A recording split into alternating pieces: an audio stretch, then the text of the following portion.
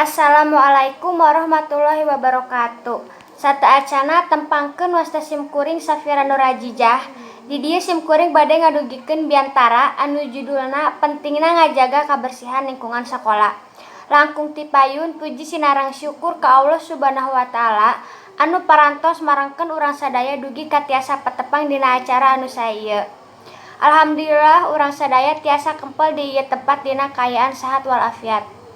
Hadirin anu dipikah hormat, urang sadaya salaku masyarakat di lingkungan sekolah kedah atawa wajib ngajaga lingkungan sekolah supados dijauhkeun kana penyakit serta nyaman ku sararea.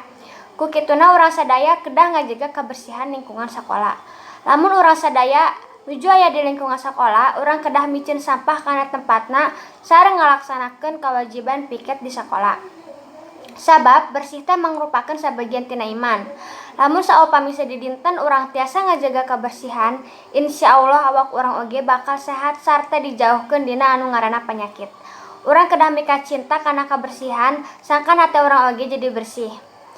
Hadirin sadaya cekap sakitu nu dipikah hatur biantara singkeun ti abdi, pamungkis ti abdi. Bilih aya basa anu kirang entep sarehna atanapi kecap anu kirang marenah rarapna, mugi kersa ngahapunten hatur nuhun kana parhatosna. Assalamualaikum warahmatullahi wabarakatuh.